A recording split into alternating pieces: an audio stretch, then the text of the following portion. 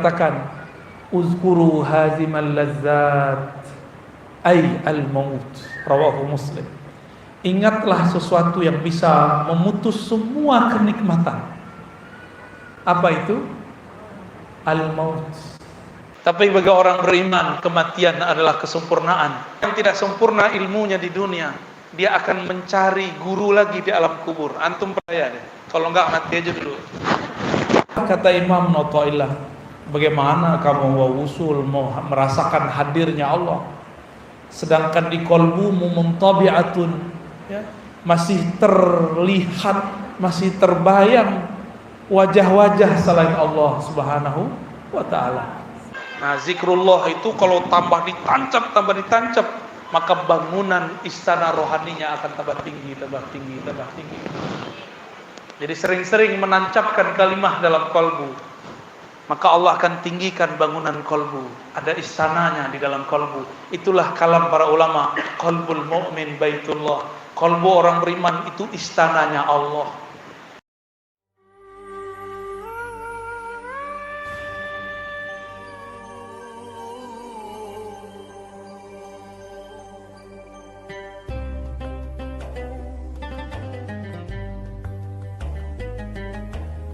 Assalamualaikum warahmatullahi wabarakatuh.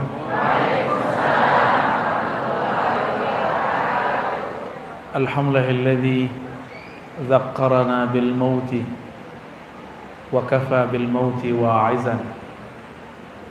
Walhamdulillahilladzi ja'alana min ummati sayyidina Muhammad sallallahu alaihi wasallam. Asyhadu an la ilaha illallah wa asyhadu anna Muhammadan abduhu wa rasuluh. Allahumma salli ala sayyidil wujud Sayyidina Ahmad Sayyidina Muhammad wa ala alihi wal mahdi khalifatihi wasallam. Kalau kita rajin makan untuk fisik setiap hari, sehingga tubuh ini mekar-mekar, subur-subur kayak bapak ibu ini, bener pak ya? Ini kesuksesan bapak-bapak ini ya. Maka kalau ingin ruhani itu subur, minimal juga harus dikasih asupan 2 kali sehari dan cemilan-cemilannya. Kenapa kolbu ini susah berzikir? Karena di dalam kolbu masih ada bayang-bayang selain yang dizikirkan. Zikir artinya mengingat. Yang diingat Allah. Di dalam kolbu masih ada bayang-bayang selain Allah. Itulah kata Imam Nawawi, bagaimana kamu mau usul, mau merasakan hadirnya Allah, sedangkan di qalbumu muntabi'atun, ya, masih terlihat, masih terbayang wajah-wajah selain Allah Subhanahu wa ta'ala. Maka karena kita ini lemah, tidak mampu mengingat Allah, ingatlah orang yang ingat Allah. Namanya Rabithah. Enggak juga, maka ingatlah yang memisahkan kita dengan orang yang kita ingat. Guru beliau Ustaz Asep sudah wafat. Guru besar kita Abah Hanom juga sudah pergi. Ternyata wali pun mati secara fisik. Nabi-nabi juga mati secara Allah dan Rasul cuma wali. Karena wali itu ruhnya sudah hidup, kalbunya sudah terang, maka dia tahu Allah berkalam dalam ruhnya. Dia tahu jika Allah menitipkan pesan dalam jantungnya. Kalau belum wali ya nggak bisa. Maka kita deket-deket aja sama wali. Ya, wali itu kadang belum tentu bergelar mursyid. Kadang-kadang dia nggak punya gelar. Kadang-kadang dia mursyid, kadang tidak. Kadang dia terkenal, kadang tidak. Suka-suka Allah lah, kan itu kekasihnya. Jangan suka-suka kita. Kalau kita kan mikirnya wali itu di tengah hutan, wali itu soleh, wali itu nggak punya nafsu. Mana ada wali begitu? Di zaman Rasulullah, prototipe begitu sudah dibatalkan oleh Rasulullah. Datang 3 orang ngomong, wahai Rasulullah Sallallahu Alaihi Wasallam, saya nggak mau nikah. nggak nafsu. Jadi kata si bapak-bapak, udah nggak nafsu sama ibu. Gimana bu? Repot nggak tar? Repot tar. Mau suaminya begitu? Nggak mau? Beneran? Itu si laki-laki datang, la atazawwaj abadan, saya nggak mau nikah selama-lamanya. Yang kedua ngomong, la akul abadan, saya nggak mau makan lagi siang hari. Yang ketiga ngomong, la anamu abadan, saya tidak mau tidur lagi. Gaya ya kayak sok wali bener aja. Tiba-tiba Rasulullah datang. Rasulullah sallallahu alaihi wasallam. Ternyata ini orang datang ke rumahnya Nabi, udah ngobrol ngoceh macam-macam. Dilaporkanlah oleh Ummul Mukminin, wahai Rasulullah, itu orang-orang udah pengen jadi wali, ngomongnya aneh-aneh. Apa ngomong anehnya? Didengarkan oleh beliau. Terdengar mereka mengatakan mau jomblo seumur hidup. Ada yang masih jomblo? Ada yang jomblo ya. Sampai sini ada jomblo kan? Ada yang puasa tiap hari? Ada yang nggak tidur malam hari? Nah, dengarkan ini. Rasulullah Shallallahu Alaihi Wasallam mengatakan, Ana atqakum, aku yang paling kenal Allah. Ini terjemahan saya. Kalau terjemahan harfiah, aku paling bertakwa. Tapi kalau terjemahan aslinya, Ana a'rafun nas billah, a'rafukum billah. Aku yang paling kenal Allah. Allah nggak suka orang-orang begitu kok. Allah tahu dalam dirimu ada nafsu, ada gairah, maka Allah halalkan pernikahan bagimu. Fa'atazawwaj, kata Rasulullah, aku paling kenal kepada Allah, aku pun masih menikah. Berapa istri Rasulullah, Pak? 11. Tumben ibunya jawab. Biasanya ibu diam kalau saya tanya begitu ya. Banyak ya, tapi itu sedikit. Nabi Sulaiman 400, pelayannya, gundiknya, jariahnya 600, jadi berapa tuh? 1000. Saya nggak bisa bayangin tuh. Nggak bisa saya bayangin 4 aja belum kebayang. Belum kebayang kan, belum pengamalan, dan belum pengalaman. Jadi belum kebayang sama sekali. Apalagi Nabi Sulaiman 400 ditambah 600, ya salah. Ya. Gimana cara bagi waktunya tuh? Tapi kita nggak tahu. Nabi ini kan nurnya bisa mecah, ya. Salah satu mukjizat para anbiya itu terlihat di waktu yang sama di banyak tempat. Itu rahasianya. Itu ilmu Nabi Sulaiman tuh namanya.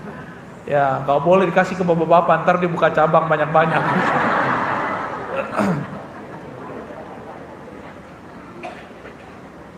Nabi mengatakan, Ana uftir wa asum, saya berbuka makan siang hari juga kadang berpuasa. Jangan terlalu serius. Wali itu nggak serius-serius amat. Yang serius itu orang mau calon jadi wali, ya. Nah, ini udah akhir zaman, udah nggak boleh serius-serius amat. Ya, santai, relax. Karena orang beriman tuh relax. Ala bidzikrillah tatmainnul qulub. Ketahuilah, dengan mengingat Allah kolbu jadi relax. Itu terjemahan ala kampung Batam. Ini kampung apa namanya? Nagoya. Namanya Nagoya. Kayak di negeri mana gitu ya.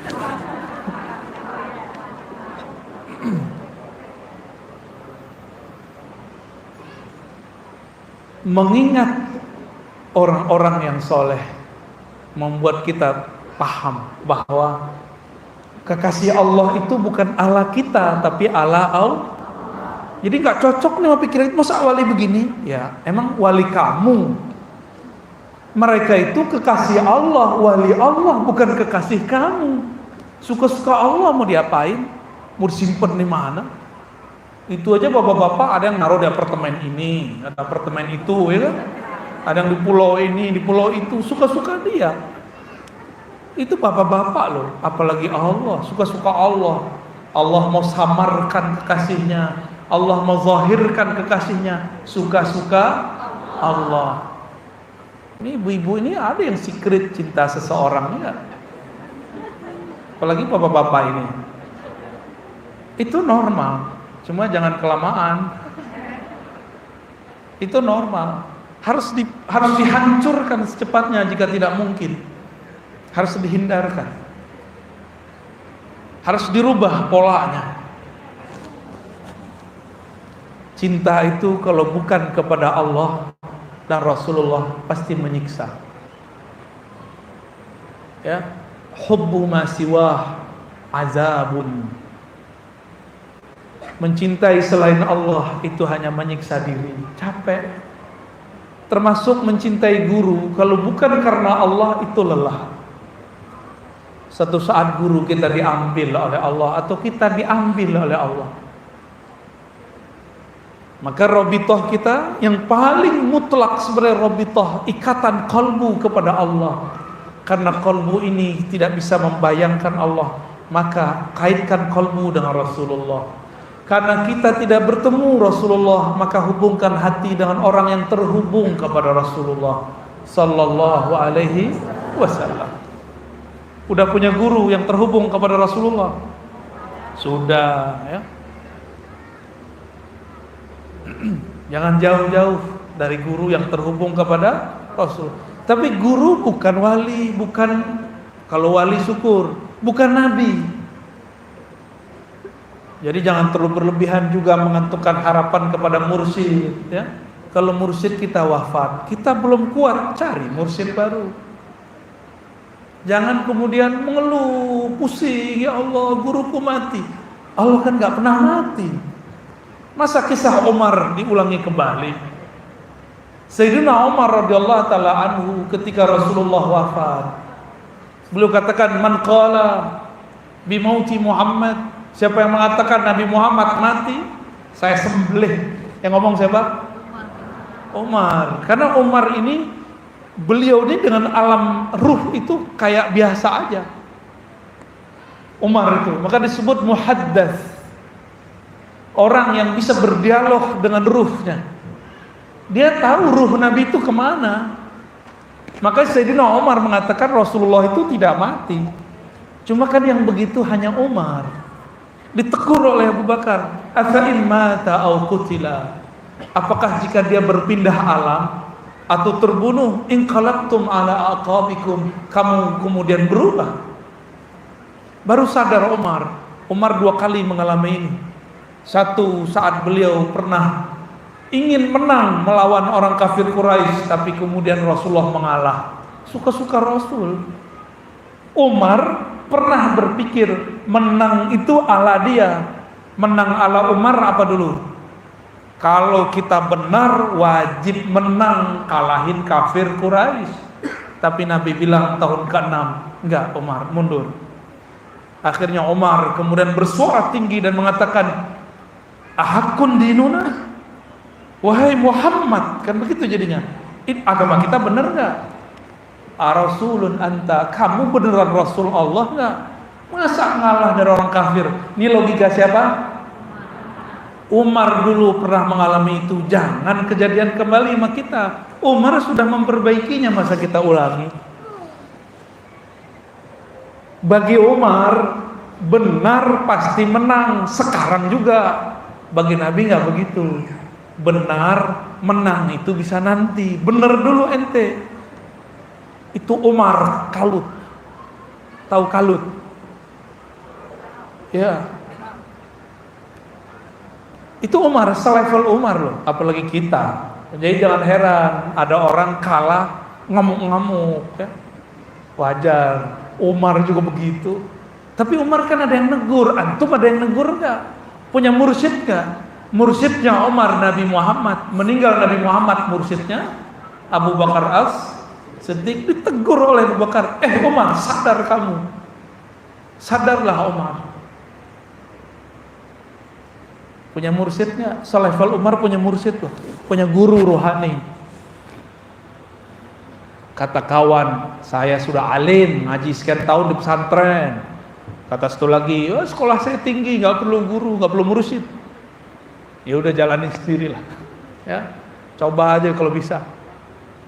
Umar aja nggak bisa sendiri, masih dibimbing oleh sahabat Rasulullah Sallallahu Alaihi Wasallam.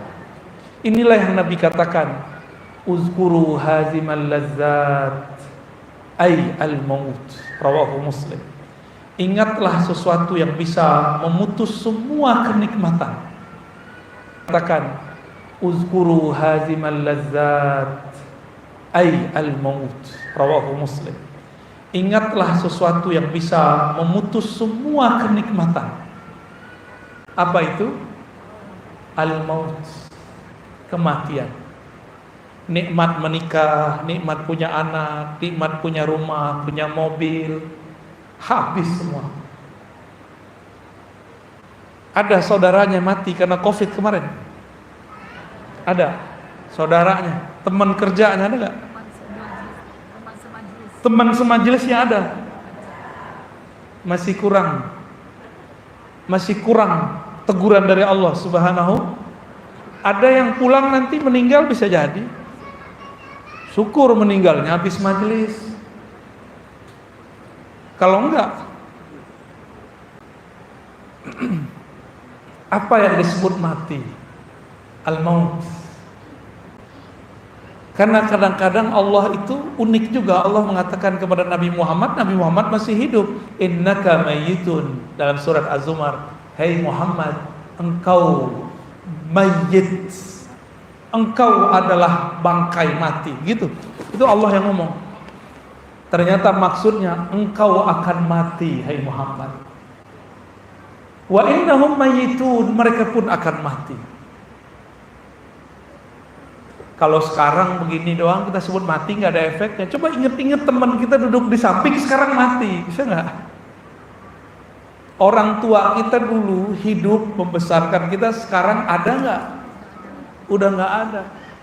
Biasanya kalau baru-baru ingat, baru-baru meninggal, itu bisa nangis.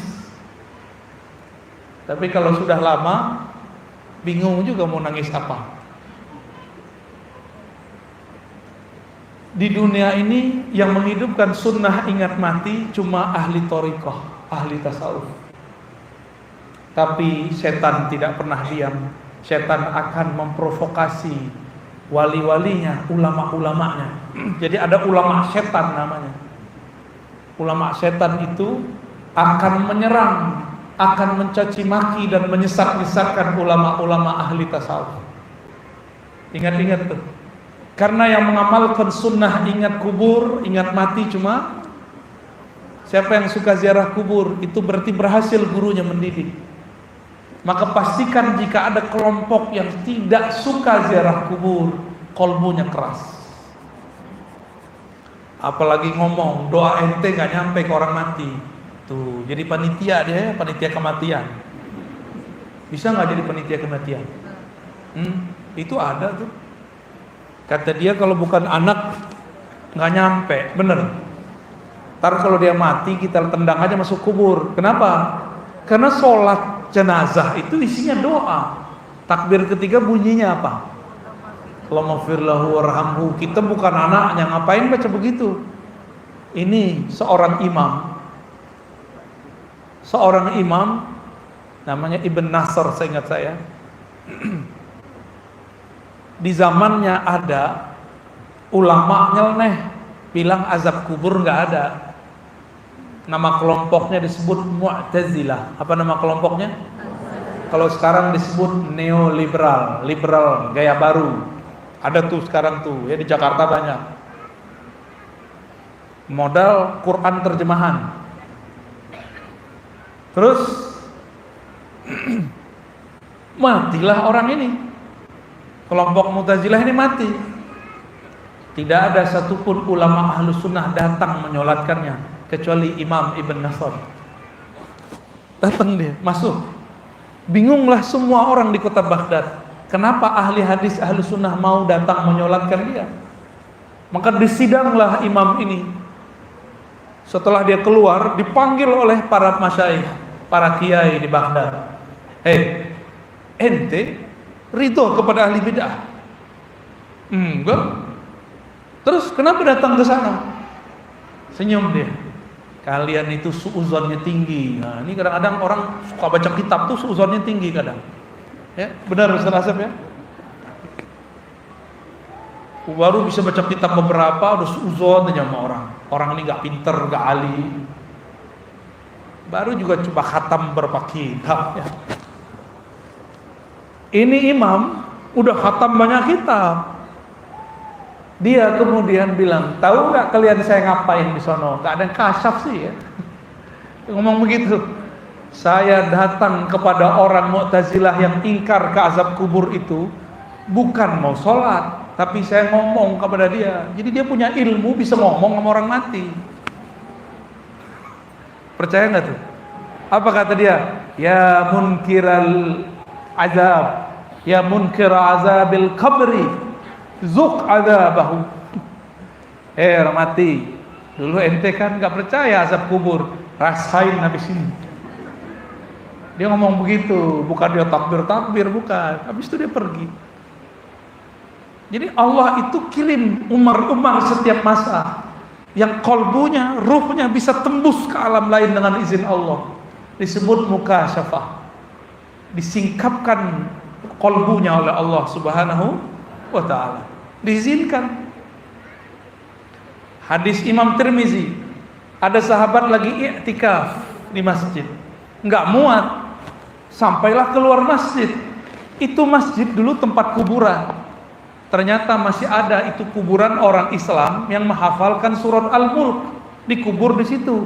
Dia nggak tahu kuburannya sudah didatarkan, diratakan. Buat kemah di situ. Ini sunnah kalau itikaf pakai penutup, kelambu kayak kemah kayak ya. Ada sunnahnya. Disebut khibah. Malam-malam lagi zikir tahajud, itu orang pindah alam. Ruhnya Allah bawa ke alam kubur. Terdengarlah ada orang baca surat Al-Mulk dari dalam tanah. Gimana kira-kira? Bapak Ibu lagi tahajud malam, baca walaupun di belakang ada orang kecil yang bilang amin. Takut gak? Takutnya bukan ke Allah, takutnya sama jin. Baru dikasih keajiban begitu udah takut. Gimana kalau tiba-tiba ada yang ngetuk pintu? Assalamualaikum, ana malakul maut. Gimana? Maka gak usah minta kasap-kasap ya. Stres.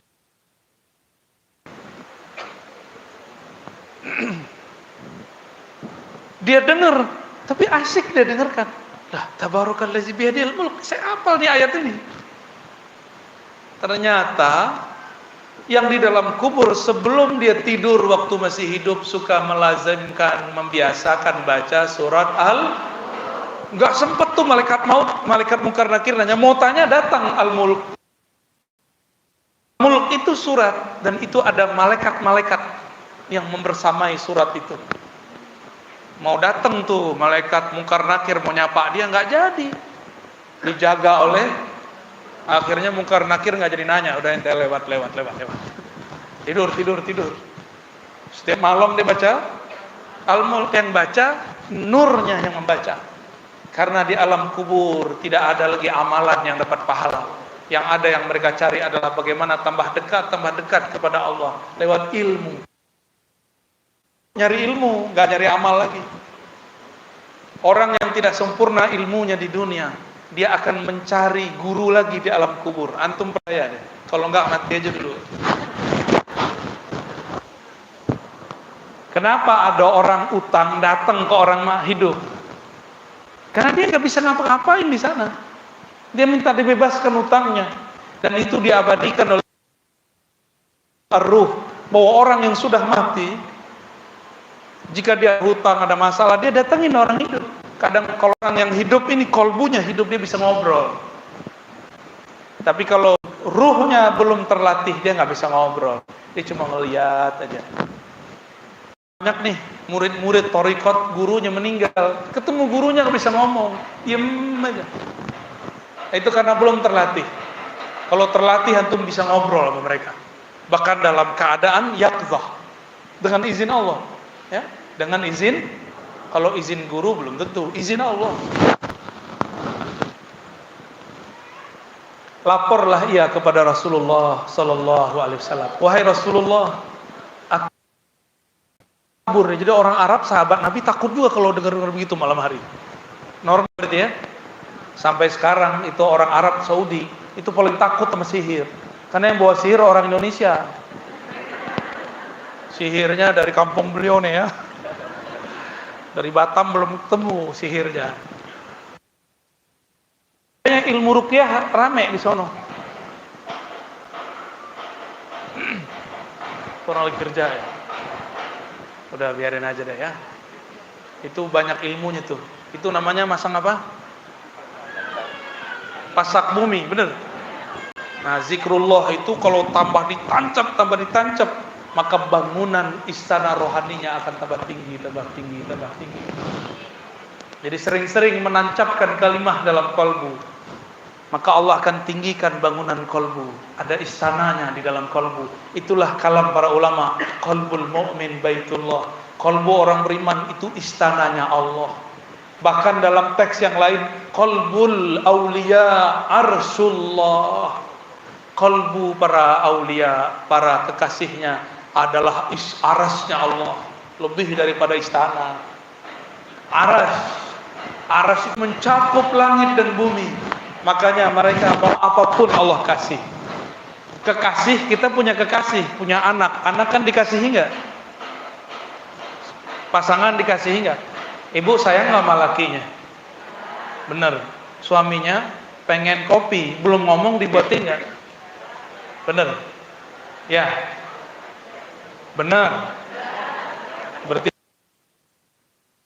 emang harus ngomong dulu suaminya ya? Ya.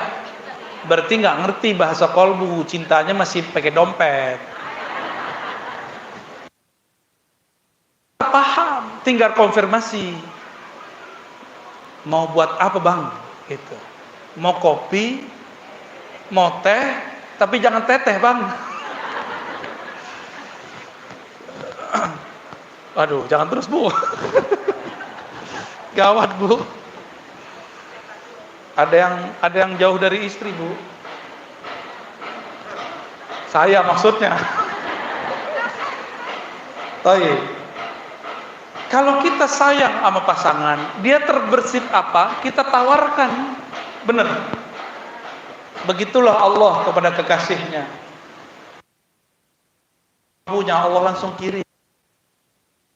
Caranya macam-macam. Ada pakai asbab, ada pakai tajrid. Asbab itu dia berusaha dulu, terbuka aja ruang untuk berusaha. Ada enggak? Tiba-tiba ada orang menawarkan bantuan. Itu tajrid. Itu urusan Allah lah semua. Itu cara Allah menjamin kekasih-kekasihnya. Maka berjuanglah untuk Allah. In tansurullah yansurkum, pasti Allah bantu. Kita baru berjuang bantu pasangan kita, bantu anak, belum berjuang bantu Allah. Makanya kurang dijamin hidupnya oleh Allah Subhanahu wa ta'ala ya. Kalau berjuang, kalau pengorbanan makan hati enggak? Makan hati. Siap-siap makan hati kalau berjuang ya. Siap-siap kalau dibenci jika kita berjuang. Apakah kita berhenti berjuang kalau ada orang mencaci maki? Enggak ya. Salah satu perjuangan kita menghidupkan zikrul maut, menghidupkan kajian supaya umat ingat pada kematian. Ingat bahwa ada masanya ruh berpisah dari badan. Tapi bagi orang beriman, kematian adalah kesempurnaan. Disebutkan dalam Al-Quran, ternyata kita dulu pernah mati sebelum ini. Kaifa takfuruna billah wa kuntum amwatan fa ahyaakum summa yumitukum summa yuhyikum summa ilaihi turja'un. Kita dulu pernah mati. Mati itu artinya tiada. Lalu Allah adakan. Pengadaan pertama itulah masa alam nur, alam arwah. Lalu ditiupkan, meninggal di alam sana, masuk ke alam rahim ibu. Ibu-ibu ngerti nggak dulu waktu anaknya ditiupkan ruh? Enggak ya? Punya anak cowok bisa bang, tapi nggak bisa ya. Berarti ibu-ibu ini sepakat bapak, dia nggak bisa hamil sendiri, nggak bisa nentuin anaknya laki atau perempuan. Udah program ini segala macam, nggak bisa. Di luar sana ada orang yang pengen punya anak, nggak dapat. Tapi di dalam sini banyak yang banyak anak, tapi dia putus-putus. Kalau perlu di steril, benar. Emang dunia ini aneh. Begitulah dunia. Ada yang mencari, ada yang nggak mencari, tapi malah memutus. Bapak Ibu Saudara yang Thariqat Zikrul Maut itulah yang turun kepada Imam Al-Haris Al-Muhasibi, disebut dengan Thariqat Muhasabah. Apa nama thariqahnya? Muhasabah. Nah, carilah majelis-majelis yang bisa bermuhasabah. Muhasabah itu bukan hanya sekedar nangis-nangis, tapi muhasabah itu macam-macam. Ada muhasabah zahir, ada muhasabah batin. Orang awam muhasabahnya zahir. Ingat yang zahir-zahir baru bisa nangis. Ingat kalau hidup susah baru bisa nangis. Ingat orang tua meninggal baru bisa nangis. Tapi orang-orang terpilih, mereka menangis karena mereka merasa jauh dari Allah Subhanahu wa taala. Saya bertemu seorang wali Allah. Kami ngobrol-ngobrol tentang puasa. Puasa itu batal, kenapa Pak Kiai? Saya kira batal itu dengan jawaban fikih, makan, minum, menggauli pasangan. Dia bilang enggak. Bagi saya batal secara hakiki kalau engkau lupa kepada Allah Subhanahu wa taala. Loh, ini keras amat nih kajian Pak Kiai. Ya iya, hadis Imam Bukhari mengatakan as-saumu li, as-siyamu li, puasa itu milikku. Jadi para ahlullah itu mengatakan, setiap aku lupa kepadanya maka qalbuku mati. Jadi kapan qalbu ini mati? Kalau lupa kepada Allah. Karena ingat Allah susah, ingatlah orang yang ingat Allah itu guru mursyid. Ana ma'ahu idza dzakarani, aku bersamanya jika dia mengingatku. Maka ingatlah orang yang mengingat Allah Subhanahu wa taala, insyaallah kalbu kita mulai hidup ya. Bapak Ibu yang berkahan Allah, zikrul maut adalah amalnya Sayyidah Fatimah. Sayyidah Fatimah ketika Rasulullah sallallahu alaihi wasallam sakit mau wafat enggak ada obatnya.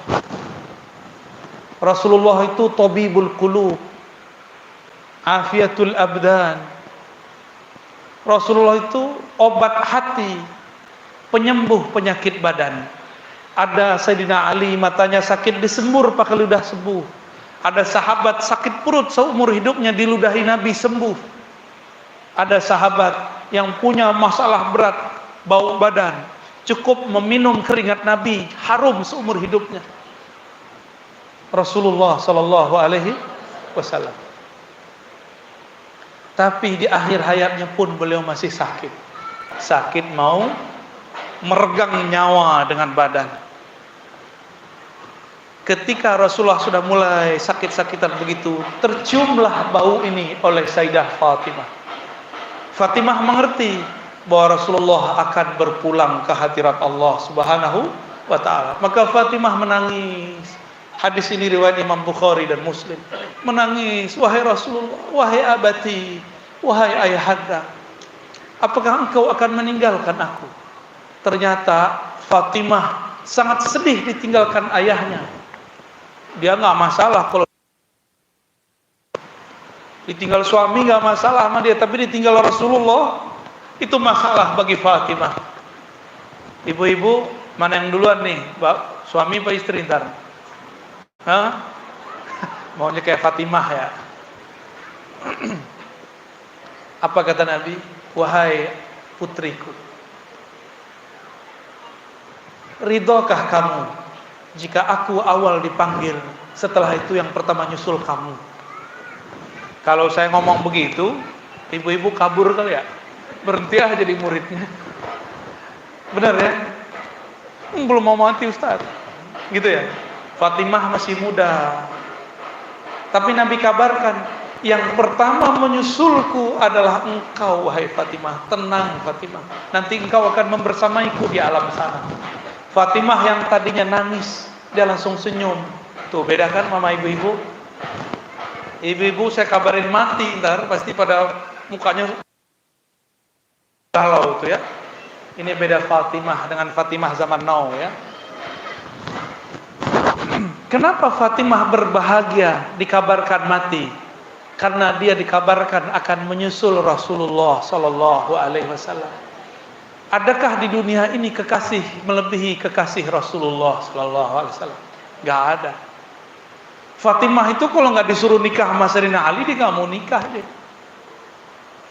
Rasulullah yang menjodohkannya dengan Sayyidina Ali, baru dia menikah. Bagi Fatimah cukup mengabdi kepada ayahandanya Sayyidina Nabi Sallallahu Alaihi Wasallam. Maka ketika baginda Nabi ditanam di dalam kubur, sahabat kemudian menginjak-injak tanah. Fatimah menangis bergetar mengatakan, ya Abtah, betapa mereka tidak kenal engkau, kuburmu diinjak-injak mereka.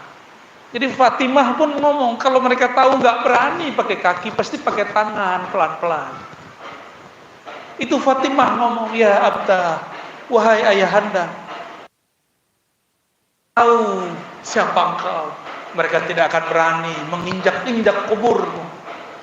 Tapi kita supaya kubur keras, kita injak-injak. Kalau versi Fatimah tidak, pakai tangan pelan-pelan walaupun lama.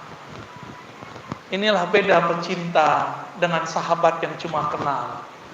Tapi itulah makom mereka. Beda dua makom, makom arifin yang kenal Allah dengan cuma muttaqin yang bertakwa kepada Allah. Fatimah dikabarkan, engkau akan menyusulku. Maka dia menunggu-nunggu saat kematian. Ternyata mati itu sama dengan berangkat pulang kampung. Kita mau pulang kampung sebelum hari raya, ditunggu-tunggu nggak waktu itu? Dirindu nggak itu? Dicari-cari nggak tiketnya? Mahal pun dibeli. Mau nggak beli tiket kematian? Mau. Harus mau, kalau nggak sempurna. Ruh ini sempurna kalau dia mati. Tapi sebelum dia berpisah dengan badan, dia harus punya petanya dulu. Dia mau kemana habis ini? Jangan dikira orang baru mati semua langsung ketemu Allah. Enggak. Orang baru mati dihisap dulu dia, baru ditanya Mungkar Nakir. Belum langsung ketemu Allah. Itulah kalam Sayyidina Umar, mutu qabla an tamutu. Ini bukan hadis Pak ya. Matilah kamu sebelum mati. Sudah tiada, tidak melihat, tidak mendengar, tidak bisa ngapa-ngapain. Itu namanya mati sebelum mati. Dan cara mematikan diri, ingat maksiat. Ingat pasti. Maka kadang-kadang maksiat itu hadiah juga. Kalau kita ini taat dari kecil, seperti anaknya Jan, namanya Banul Jan Azazil. Dari kecil dia zikir. 1000 tahun berzikir, dia merasa sombong. Itu akibat cuma diajarin zikir tapi nggak diajarin ilmu. Maka kita nggak seneng anak kita cuma hafiz Quran, mengerti zikir, harus diajarkan ilmu. Saya senang sekali ini di majelis ini diajarkan kitab ini, Al-Fathur. Ini yang nulis waliullah, Al-Ghaus, pemimpin wali di zamannya. Siapapun yang bersalam dengannya jadi wali. Tidak ada orang mengucapkan salam ke beliau, tasdik Anda waliullah, jadi wali dia langsung. Minimal jadi wali umum. Ketemu Syekh Abdul Qadir Al-Ji, pengarang kitab Al-Fathur Rabbani.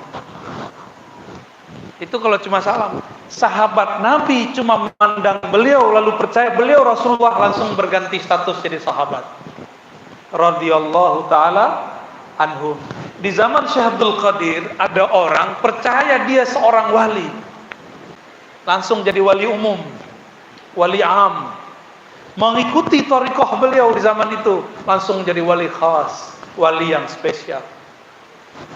Ilmu beliau terus berkembang sampai sekarang berkembang, ya. Tapi sudah banyak juga perubahan-perubahan, ya. Saya lihat beberapa yang diajarkan di sini sudah tidak diajarkan dalam thariqah. Padahal dahsyat itu, dahsyat. Sayyidina Umar mengatakan apa tadi? Mutu qabla an tamut. Inilah cara untuk membuat zikir itu nikmat. Putus ingatan duniamu, maka engkau akan ingat kepada Allah. Saya ulangi di sini. Otak kita ini bisa ingat macam-macam. Ini. Jangan sholat pakai otak. Ya. Nanti pikirannya macam-macam. Ya.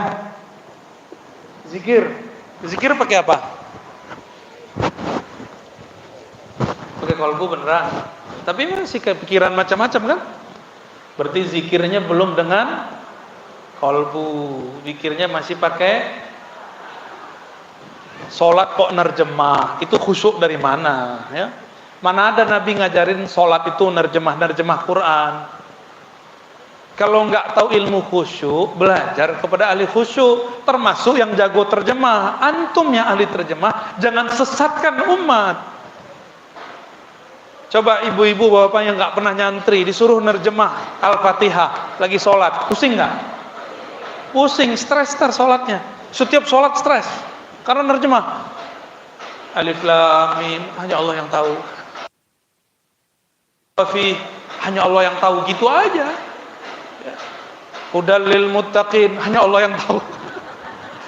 Itu makamnya antum semua tuh. Allazina yu'minuna bil ghaib hanya Allah yang tahu. Itu boleh, ya. Salat itu bukan nerjemah. Salat itu wajah tuh, bertawajuhnya kalbu kepada pencipta langit dan bumi. Menghadapnya kalbu kepada yang membolak-balik kalbu.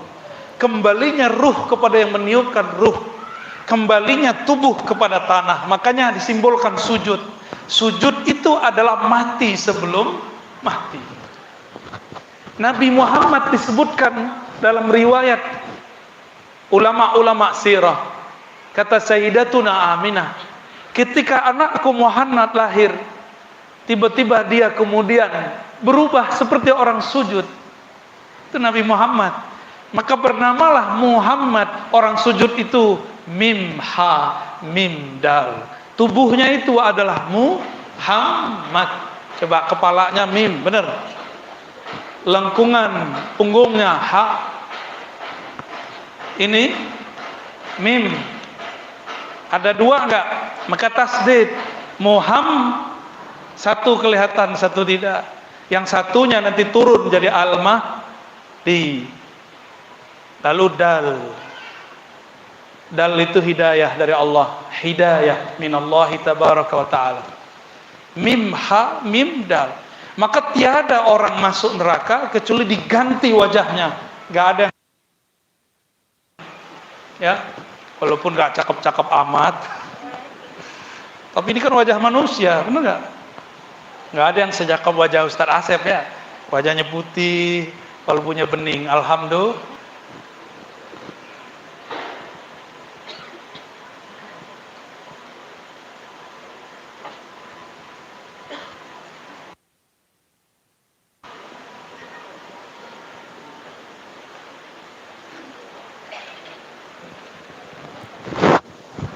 Ya, ini secret, ya.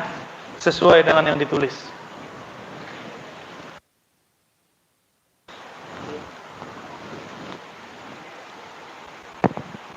Dari majelis zikir bismillah. Ini namanya zikir bismillah. Waduh, berat itu nama. Dari semua kitab suci. Berat ini, sampai kiamat gak selesai itu ngajinya tuh. Semoga pimpinannya Ustadz Asep Robani diberkahi oleh Allah Subhanahu wa taala. Di sini ada Rotibul Haddad ya. Alhamdulillah. Salat tasbih ajib, salawat. Kan ini. Zikir itu Rotibul Haddad, Rotibul Atas, hizib itu zikir dijemput oleh wali langsung ketemu Rasulullah secara rohani. Karena seorang mursyid nggak boleh buat zikir kecuali dapat izin dari Rasulullah. Karena Rasulullah masih hidup secara rohani, maka zikir-zikirnya masih bisa diperbaharui. Apalagi di zaman sekarang, Bapak Ibu ini kan sok sibuk, benar nggak? Tahu tuh sibuknya main handphone. Harus ada pola-pola zikir yang bisa mengcover kekurangan kita main handphone. Tenang aja, nanti di akhir zaman, ini akhir zaman, sudah ada ringkasan-ringkasan zikir. Ada zikir panjang nih, cara meringkasnya. Insya Allah. Wah, aneh pusing. Antum baca ini.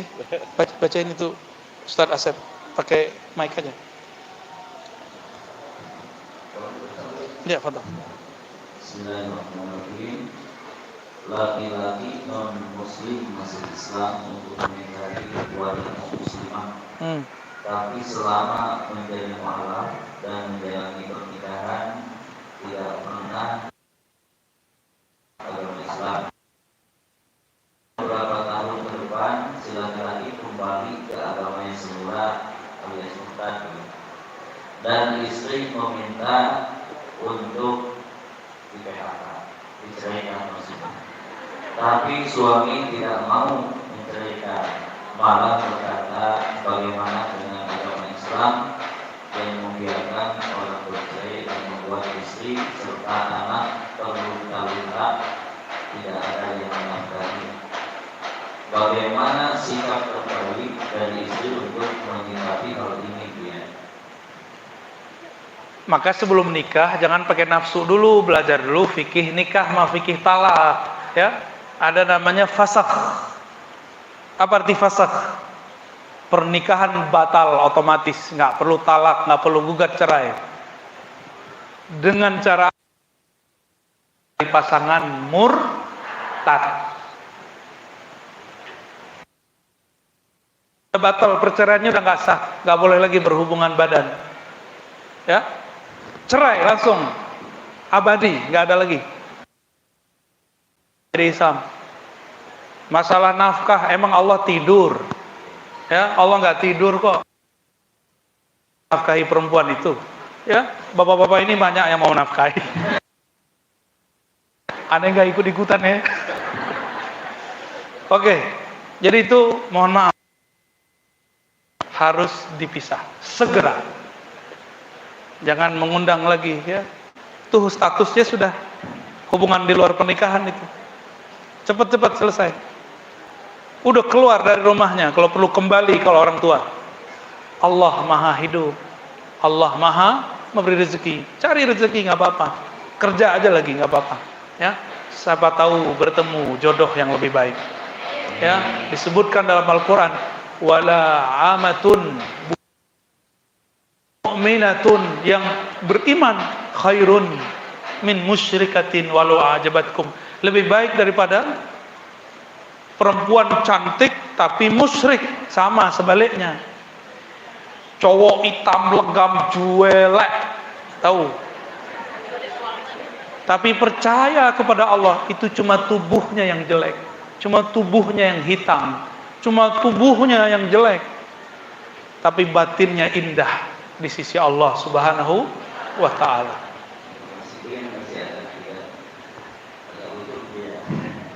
Semoga dia dalam lindungan Allah. Amin. Ya, di saat sholat kita tidur dan bermimpi. Apakah setelah bermimpi roh kita keluar, ya? Lagi sholat? Ya, lagi sholat bukan. Sampai mimpi. Ya saat tidur, mohon maaf. Saat kita tidur dan bermimpi, mohon maaf. Apakah saat mimpi roh kita keluar? Mau tahu? Mau tahu?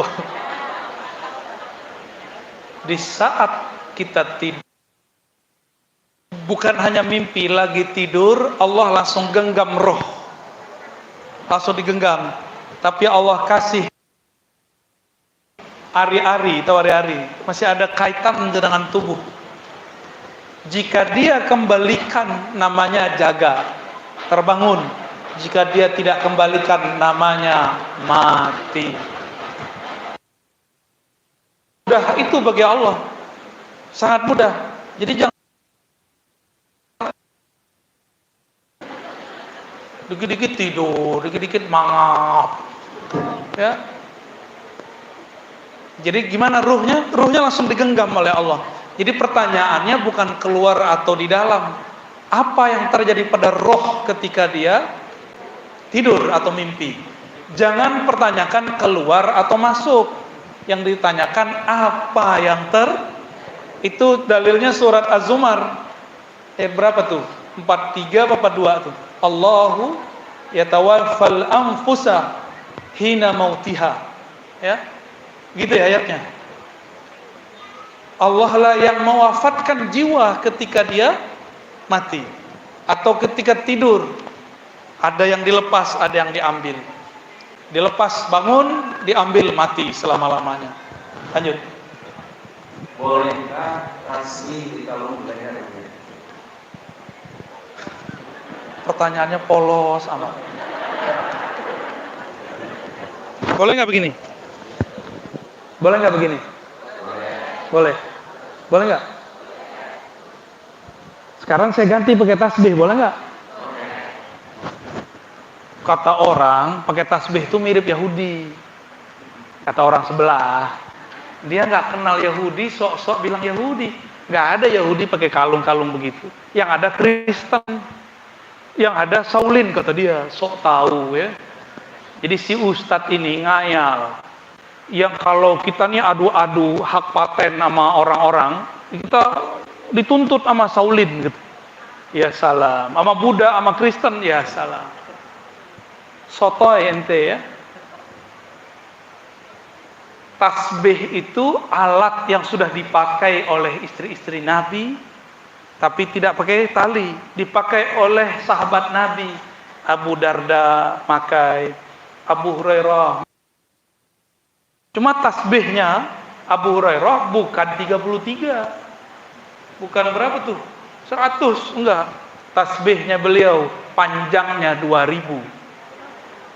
Baru bisa tidur kalau sudah khatam putar balik 6 kali. Kalau begitu Abu Hurairah paling mirip sama Yahudi dong. Nanti orang-orang Saulin akan nuntut tuh ya. Nuntut Abu Hurairah. 11 sama kelompok ya kemarin membicarakan Abu Hurairah ya. Ya.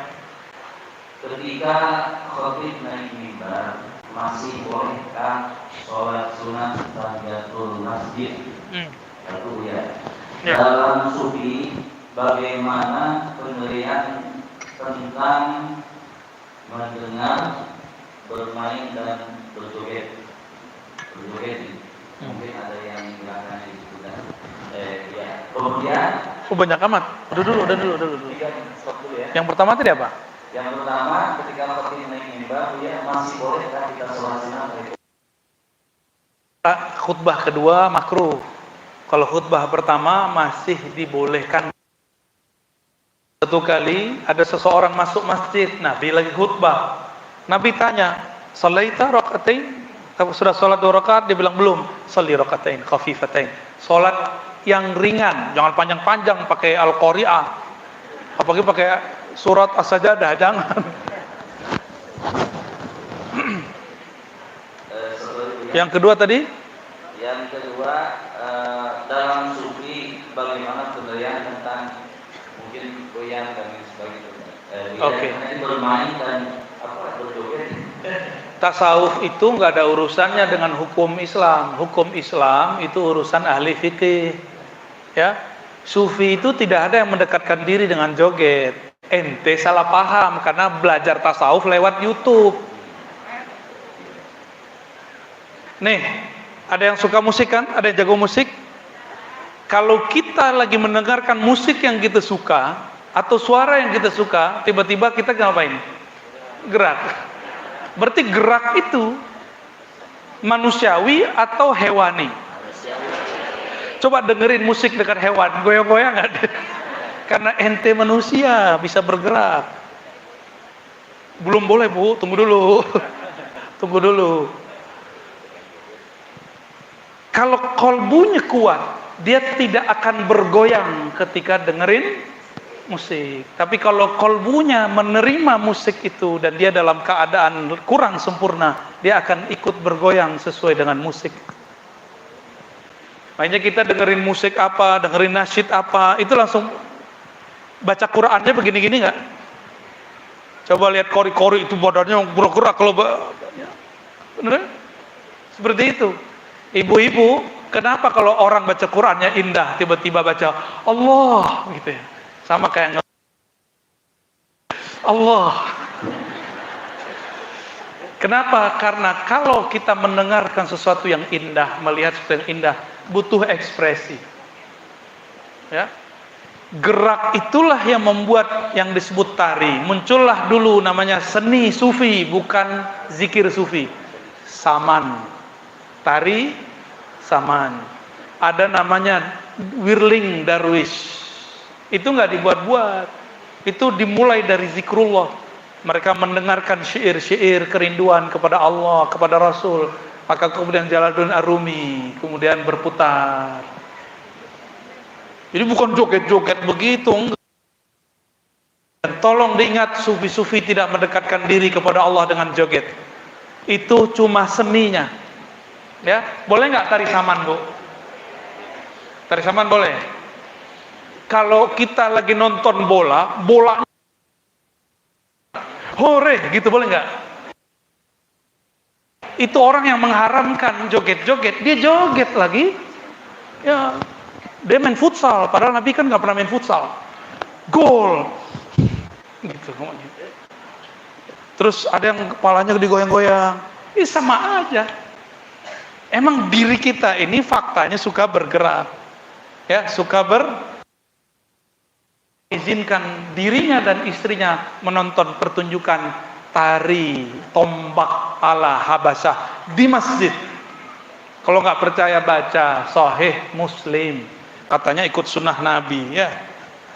Lanjut, dipilih yang relevan, Ustaz. Siap, Bu ya. Assalamualaikum ya, mohon pencerahan, bolehkah kita berzikir dalam suasana majelis ilmu? Bagi dalam suasana majelis ini bolehkah berzikir? Gimana ulangi?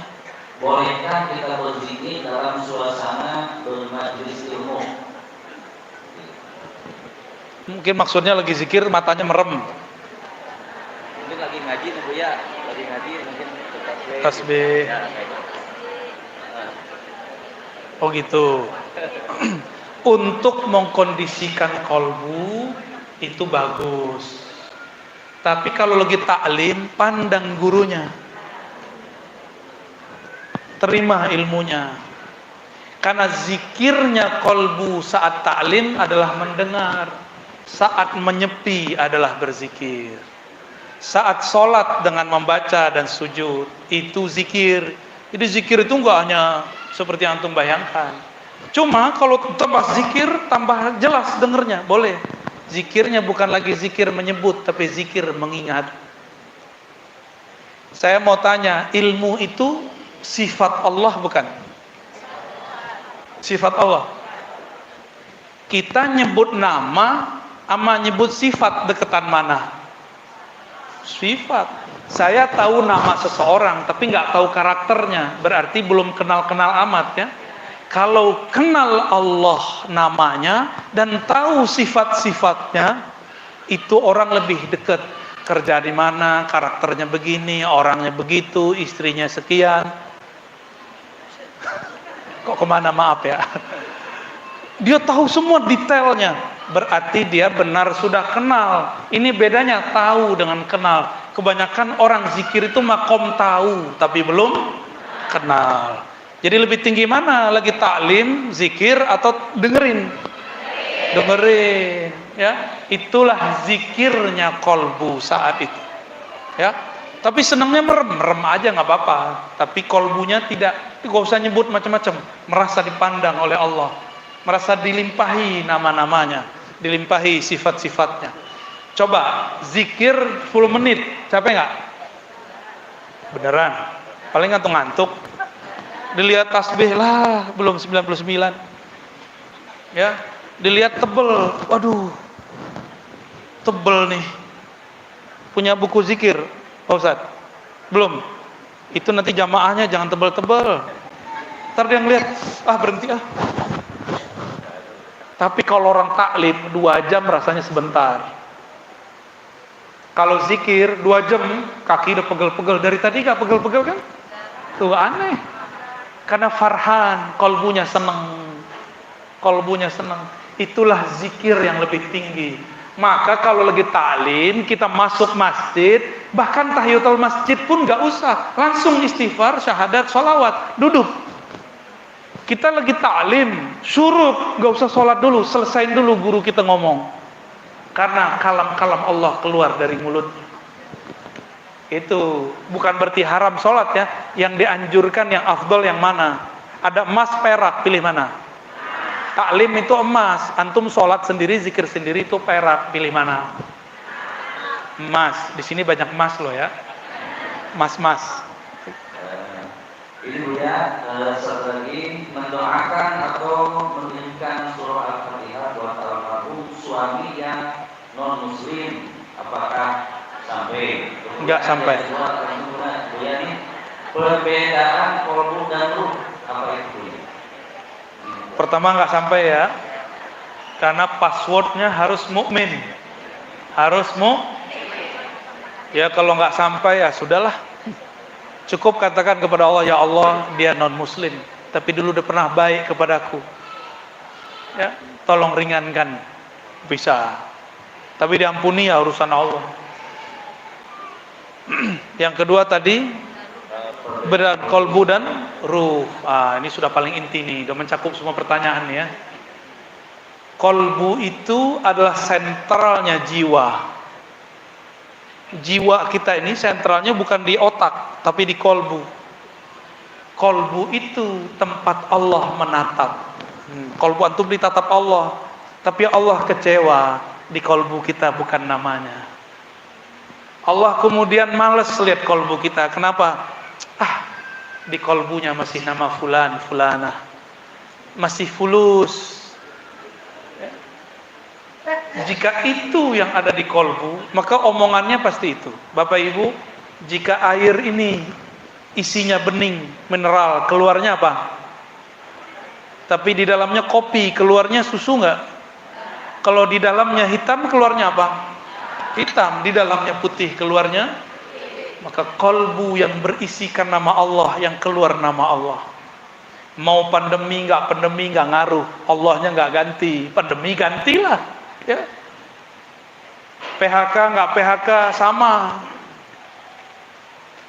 hidup mati sama, guru ada guru mati sama bagi dia, yang maha hidup cuma Allah subhanahu wa ta'ala. Itu kolbu, tempat Allah menatap. Kolbu ini jika dipandang terus, maka ada alam lain di dalamnya yang lebih luas, namanya fuad. Disitulah Allah menitipkan pesan-pesan. Fuad inilah yang bertanggung jawab terhadap kolbu. Maka fuad akan dihisap, kolbu tidak. Kepikiran macam-macam Allah nggak hisap, tapi apa keputusan yang kita pilih di dalam diri, itu namanya fuad. Keputusan kita terhadap pilihan diri, itu namanya fuad yang mengutuskan. Maka kolbu ini punya kolbu namanya fuad. Fuad ini punya kolbu lagi namanya lub. Lub itu arti bahasa Arabnya inti. Disebut tadi ayat yang dibaca Ustadz Hasan. Betul nama itu Hasan ya. Ulaika apa gimana? Inna fi zalika laayatil liulil albab.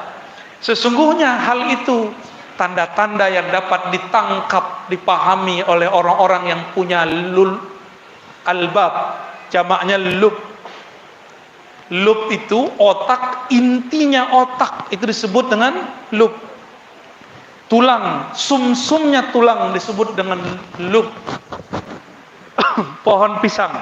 Pisang itu sebenarnya bukan pohon. Cuma pelepah-pelepah aja. Jantungnya itu disebut dengan lub. Yang paling inti di dalamnya itu disebut apa? Lub. Maka lub itu adalah inti daripada kolbu. Kolbu punya fuad. Dalam fuad ada lub. Di dalam lub itulah Allah menyimpan rahasia-rahasianya, sirnya. Disitulah Allah berkalam-kalam mengilhami hambanya. Siapa yang tahu jalan ke arah sana, maka dia akan faham Allah berbicara kepadanya kapan saja. Lewat pandemi, lewat macet, lewat hidup, lewat mati. Allah berkalam-kalam lewat kolbu, dan itu detik per detik Allah menitipkan pesannya. Annahu la ilaha illahu, bahwasan tiada yang berhak disembah kecuali Dia. Itu yang Allah kalamkan terus di dalam ruh. Dalam ruh, ya. Makanya zikir paling tinggi adalah zikir la ilaha illallah, karena bisa membawa dari otak ini tembus ke dalam ruh. Dan itu puncak dari semua pencapaian hamba. Semoga kita sampai ke sana. Amin ya rabbal alamin. Ajak belajar zikir sama Ustaz ya.